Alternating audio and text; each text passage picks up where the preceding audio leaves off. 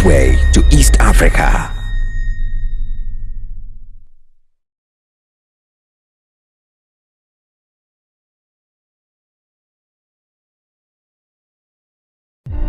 In a world where media shapes perceptions, one company stands out as a beacon of innovation and excellence. Whether you're seeking expert media support, events planning, mentorship, or corporate media training, East Africa Media Group is your trusted partner every step of the way.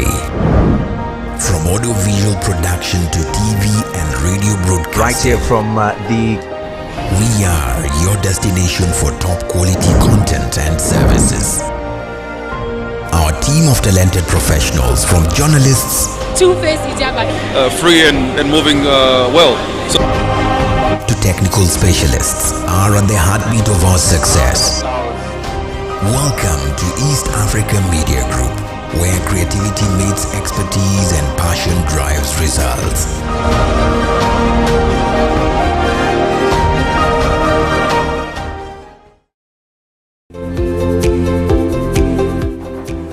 In the same energy you're seeing failure, please try to see success. Because it's there. I tell people the coin is two-sided. You have one side of the coin which is telling you will fail. But there's another coin that tells you, no, you can do it. Listen to that one. This training is really helpful because it helps us to communicate effectively. I had a lot of favorite parts in this training, but if I could only stick to one favorite part, that part was the part of answering difficult problems from different journalists. And if you're someone that wants to learn a lot, I could recommend you to seek for this training. We have to dream big, right? But we cannot achieve what we dream of if we continue to sleep. We have to wake up from that dream and then walk the talk to achieve those dreams that we have.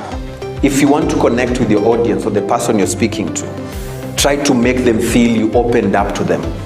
And if you told them your personal story, then it means you're really passionate about this thing that you do. And authority. You see what I did there? Seriousness and authority. This is a very important thing actually I'm saying now. You see what I did there? When you take a low pitch, the room settles. The room feels this is now serious. He or she is going to say something important. I was very excited to get the trainings that were carried out by Asian and Angwe. So I think my biggest experience is basically to understand what you normally do, but without knowing what could be the other impact on the other side. But based on the training now, it will help me to stabilize what will be the right information that I should be sharing or not necessarily sharing, or how can you do it strategically, or how can it be helpful for the other person that you are talking with.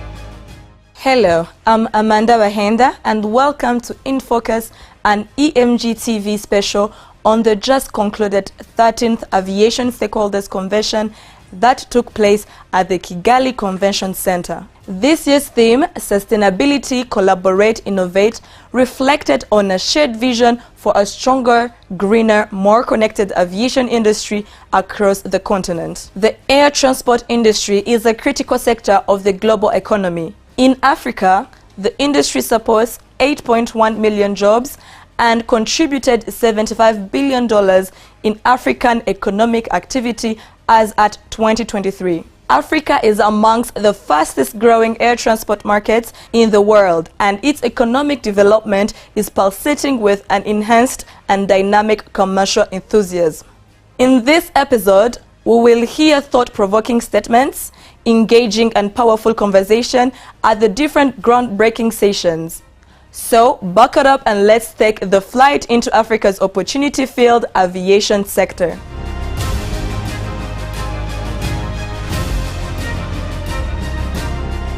The aviation industry today faces a new call for transformation in the face of rapidly changing technologies and risks from global health emergencies, artificial intelligence, and climate change to space travel and political uncertainty.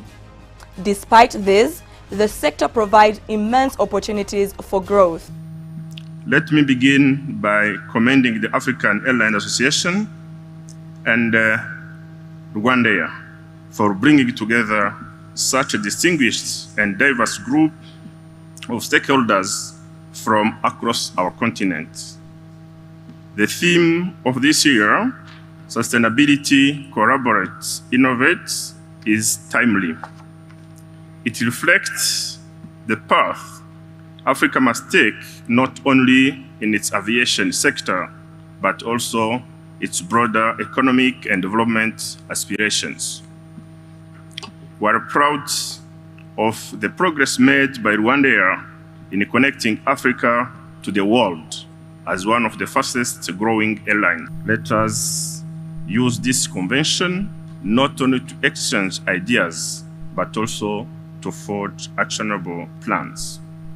Let us live here not only with insights, but also with partnerships.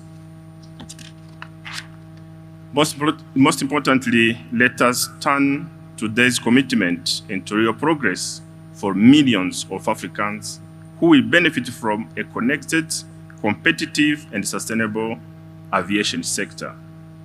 Thank you once again for being here and for your commitment to the future of African aviation. On this note, it's now my pleasure to declare the 13th Aviation Stakeholders Convention officially open.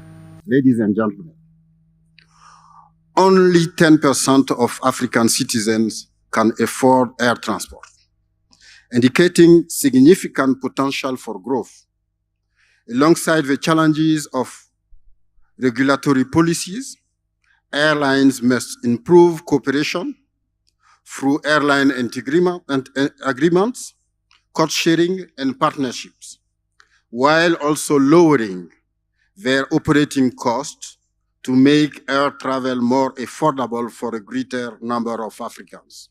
On behalf of Rwandair, I'm honored to welcome you to Kigali for the African Airlines Association's 13th African Stakeholders Convention. Thank you for traveling from your respective countries to be here with us. Every time we travel across the continent, we experience firsthand how far our industry has come. Of course, we are also reminded of the challenges that keep us up at night. But best of all, we are inspired and motivated to keep pushing forward with what we do every day in this industry, striving for excellence, growth, and connectivity. We are delighted to host this year's gathering under the timely theme of Sustainability, Collaborate, Innovate. Sustainability. In Africa, this means building an aviation ecosystem that is economically viable, socially inclusive, and environmentally responsible. Collaborate. No airline, no regulator, and no airport authority can go it alone. We will only realize the full potential of African aviation when we work together. Innovate. Let's not be constrained by models that don't suit our markets. Africa is a continent of inventors and creative problem solvers. According to IATA, Africa is expected to be the second fastest growing aviation market by 2039, with over 300 million new passengers taking to the skies annually. At the same time, African carriers still carry only 20% of the traffic to and from our own continent. Africa is home to 17% of the world's population, but today, in 2025, our continent only accounts for 2.2% of the global traffic. Many people in our respective countries will take 13 and 14-hour bus rides to travel between countries instead of a 2-hour flight, primarily because of the costs. We need to close these gaps. Whether it's harnessing AI and cloud technologies, as we'll explore in today's presentation, or leapfrogging legacy infrastructure through mobile-driven booking systems, Africa has the opportunity to define a new aviation paradigm. Your presence and participation ensure that our conversations and meetings this week are robust, well-rounded, and as inclusive as possible of the continent and industry. Thank you very much for your kind attention, and once again, welcome to Kigali. The convention offered an opportune moment to discuss one of the pertinent issues affecting the aviation sector: how African carriers can improve traffic and route connectivity to better serve the continent. I think first and foremost, the biggest threat that we have as African aviation is ourselves. We don't like ourselves. We hate ourselves. We are forever taking things that come from everywhere else except African-born solutions. That's number one, the biggest threat we have. The moment we start realizing that we as Africans have the solutions and the wherewithal to do what we need to do to resolve our issues, the threat is gone. That's the first threat. The second threat is we are fast asleep. We have 20% of the world's population. 1 in 5 people on this planet is an African. And yet, our global throughput for aviation is only 2%. What a shame. We can't even call ourselves aviators when everybody else is coming home to take and eat our own lunch right under our own nose. Threat number 2, we are fast asleep. The third thing that we need to do as Africans to make sure that we do away with these threats is to look at ourselves, a population of 1.4 billion, 65% under the age of 35. We must look at our youth. Look in this room. How many people in this room are under the age of 35? That's where our problem is. Because we always talk about these things and we don't do anything about it. We need to bring the youth with us so that they can actually start taking over. That is our responsibility as African aviation leaders. Threat number 4, Raphael, is we take a lot of things that are said elsewhere and try and bring them home and mollycoddle them so that we are seen as we are looking good and we are feeling good. We talk about sustainability, for example, sustainable aviation fuel. We don't even have Jet A1, and yet we are talking about sustainable aviation fuel because the big guys somewhere in Boston in 2024 said we are going to do all these things, and yet we on the African continent are still discovering fossil fuel here. We can't be talking about sustainable aviation fuel when we don't even have Jet A1 to be able to supply the current structure that we need for our airlines to start flying. Raphael, I'll stop there, otherwise I'll carry on. These guys will have nothing to talk about. I think, thank you. How many African airline CEOs are in this room? There are a number of them. How many? 1, 2, 3, 4, 5, 6, 7. I can see about 7 hands. Let's say 8, 10. Let's say 10. 8, 9. Let's say 10. Raphael, let's say 10. Okay. How many members does AFRA have? 54. AFRA? Yes. It's got 54 airline members. Airlines, yes. So out of 54 airline members, 10 are here. Can't you see that's where the problem is? Because if this is an AFRA event that is meant for African airlines, and they are not here, do you think the government or the minister is going to support them? I agree with all the threats, but threats are part of life. Can you give me any environment, any business where there is no threats? That just means that you are not seeing them. You're naming them. I think that's half of the work. So solve it. It's not that you don't know the challenges and the threats. And I think it's a matter of facing them. And yes, for me, sustainability is a difficult topic because, and I'll have a presentation on it tomorrow. For me, sustainability is not environmental. Sustainability is much wider. If we look at the description from the United Nations, basically sustainability is how can we leave this place for the next generation that also they have their chances and opportunities to get a better life. That's basically it. So if we look at sustainability, it's people, planet, profit. And they all go hand in hand. If you ask me what should you focus on, well, if there is no profit, you can also not invest in environmental. So don't choose. I really believe that if we do the right thing and we build a solid business, we make profit, we can invest in societies, we can invest in developing places, and it goes hand in hand. It's not a choice. Economical sustainability, environmental sustainability are only two elements of the three pillars: people, planet, profit. We only need to copy and learn. We need to implement and we need to execute. That's what we need to do. So don't make it bigger as it is. And there's nothing wrong.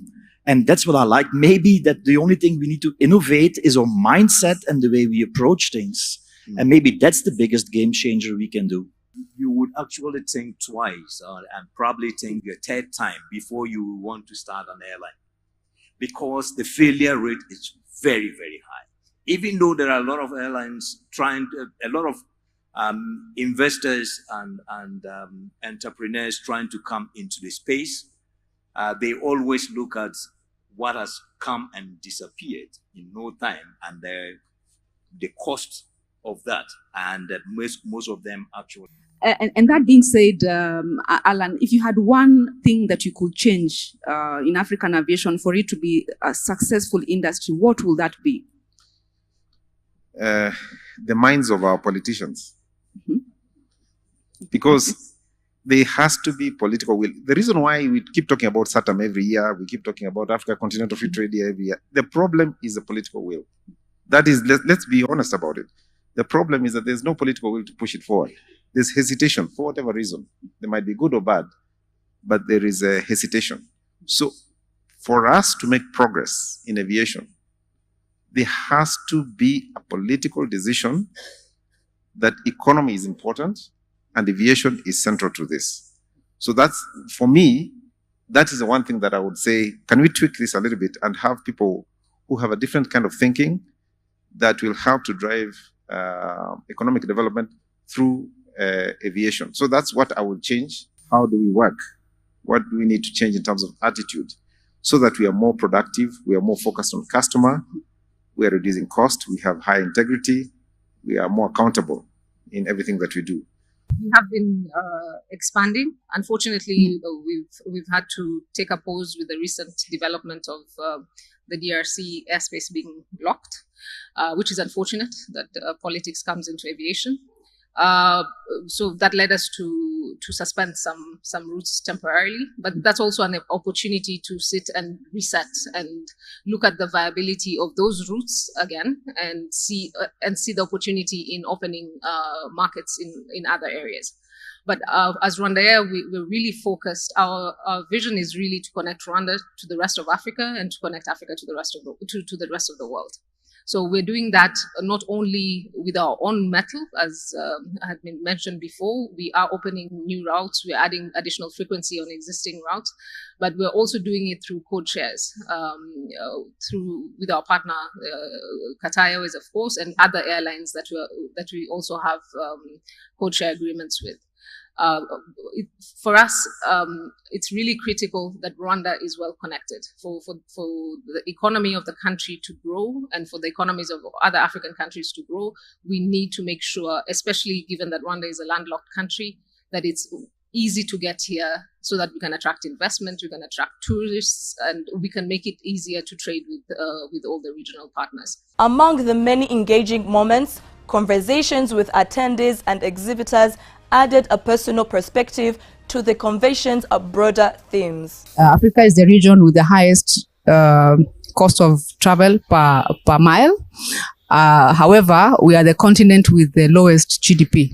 So we need to change this narrative. The African continent, looking at the connectivity, intra-Africa connectivity is very low. Comparing to other continents where we have a lot of intracontinental flights, there's a lot of opportunity we need to grow in Africa. From Kenya Airways and from Rwanda Air, one of the reasons why airlines are not yet harnessing that opportunity to grow their routes is the high operating cost, is also the market access restrictions, which we need to address, and we need to address urgently and collaboratively so that we can have our own African solutions to create sustainable African airlines. There are many training schools in Africa, but still not enough to meet the demand and then the skills gap. And Rwanda has several positives: leadership in the region, a country that is very focused in its development activities, and therefore, by establishing the Rwanda Training Center and Training and Innovation Center, it's also bring the Rwandan experience into aviation training and open up the country to coming up young professionals, also to the industry. In a world where distance once defined division, aviation remains the key in redefining connection. The 13th Aviation Stakeholders Convention challenged stakeholders to think beyond the runway, to reimagine African skies as corridors of opportunity, resilience, and unity. The question now is, will we rise to meet the moment? With that, we have come to an end of this week's edition of In Focus right here on EAMG TV. I am Amanda Bahenda, and make sure to follow us on all social media platforms. Goodbye for now.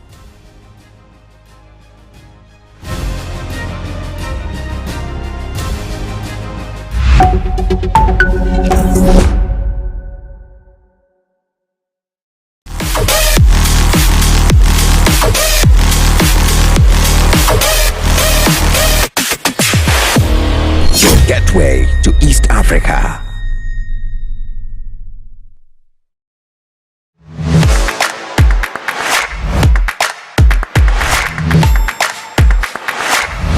You're taking some pictures and you're going to be saying before and after.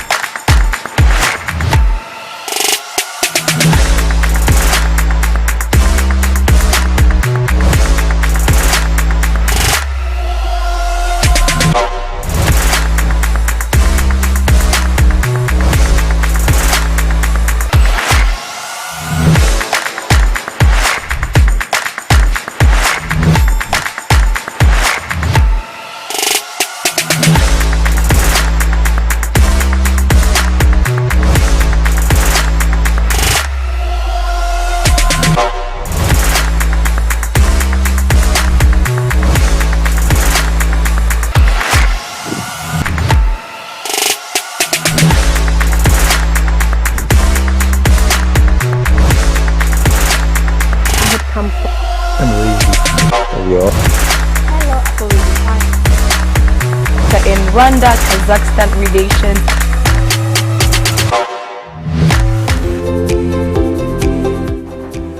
In the same energy you're seeing failure, please try to see success. Because it's there. I tell people the coin is two-sided. You have one side of the coin which is telling you will fail. But there's another coin that tells you, no, you can do it. Listen to that one. This training is really helpful because it helps us to communicate effectively. I had a lot of favorite parts in this training, but if I could only stick to one favorite part, that part was the part of answering difficult problems from different journalists. And if you're someone that wants to learn a lot, I could recommend you to seek for this training. We have to dream big, right? But we cannot achieve what we dream of if we continue to sleep. We have to wake up from that dream and then walk the talk to achieve those dreams that we have. If you want to connect with your audience or the person you're speaking to, try to make them feel you opened up to them. And if you told them your personal story, then it means you're really passionate about this thing that you do. And authority. You see what I did there? Seriousness and authority. This is a very important thing actually I'm saying now. You see what I did there? When you take a low pitch, the room settles. The room feels this is now serious. He or she is going to say something important. I was very excited to get the trainings that were carried out by Asian Anangwe. So I think my biggest experience is basically to understand what you normally do, but without knowing what could be the other impact on the other side. But based on the training now, it will help me to stabilize what will be the right information that I should be sharing or not necessarily sharing, or how can you do it strategically, or how can it be helpful for the other person that you are talking with.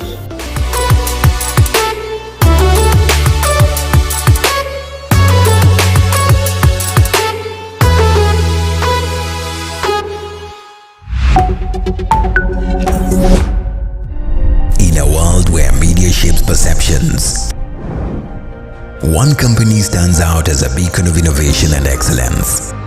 Whether you're seeking expert media support, events planning, mentorship, or corporate media training, East Africa Media Group is your trusted partner every step of the way. From audiovisual production to TV and radio broadcasting. Right here from We are your destination for top quality content and services. Our team of talented professionals, from journalists free and moving well. to technical specialists, are at the heartbeat of our success. Welcome to East Africa Media Group, where creativity meets expertise and passion drives results.